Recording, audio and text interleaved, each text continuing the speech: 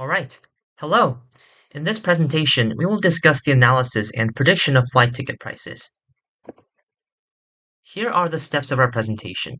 We discuss our research and the dataset, explain the pre-processing steps, introduce principal component analysis and different models incorporating PCA, show our results, and discuss some limitations as well as future work.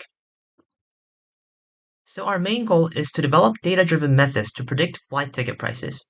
In the process, we plan to answer some questions. For example, how does dimensionality reduction, in particular PCA, improve our predictions?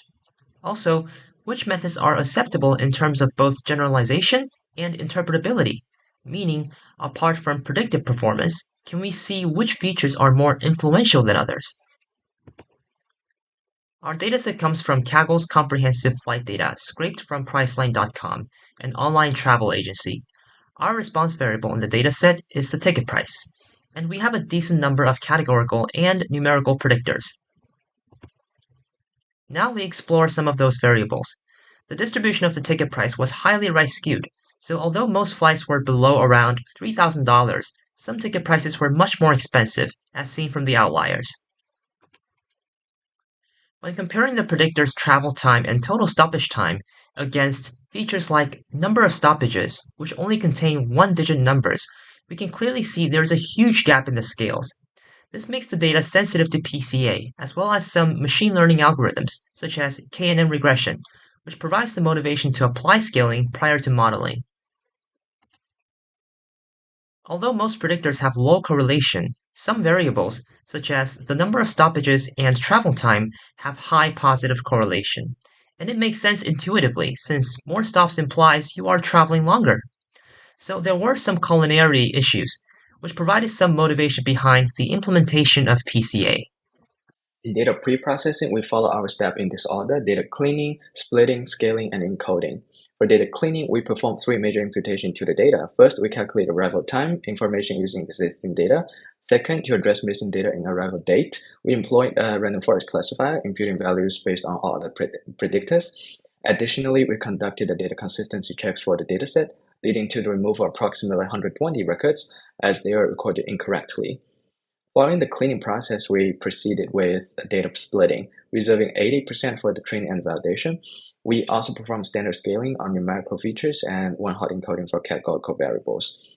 Our chosen baseline model is multiple linear regression. This advantage of this model is its interpretability, which is achieved by simply examining the coefficients. However, the model downside is its poor generalization. The testing R-square score is below 0, indicating a disastrous performance. This is expected given that the data comprises more than 200 features after one-hot encoding.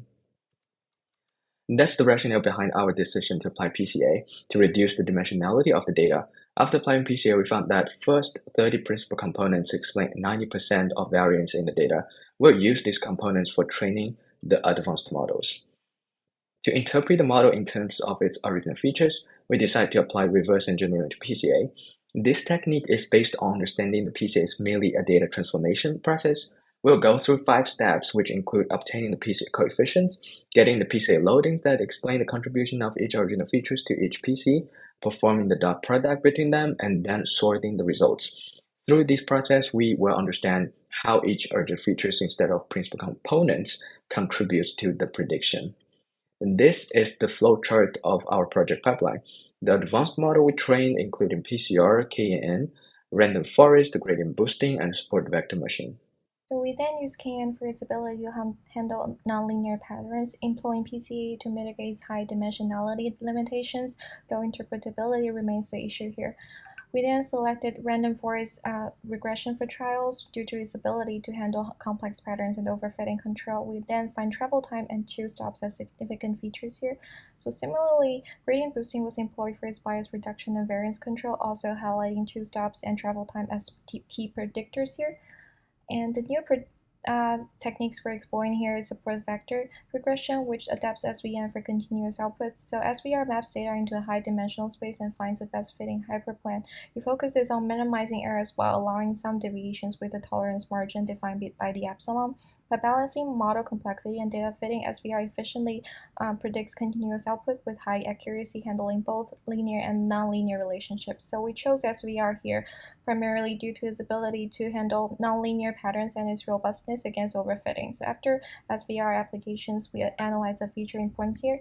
So in summary, gradient boosting proved to be the best model with the highest has R-square and lowest MSE, likely due to its bias reduction variance control abilities. Interestingly, PCA didn't enhance model performance, possibly due to its information loss as detailed in our notebooks. However, even with the best model, gradient boosting has to test R-square of around 75%, indicating potential overfitting and the need for further hyperparameter tuning and model refinement.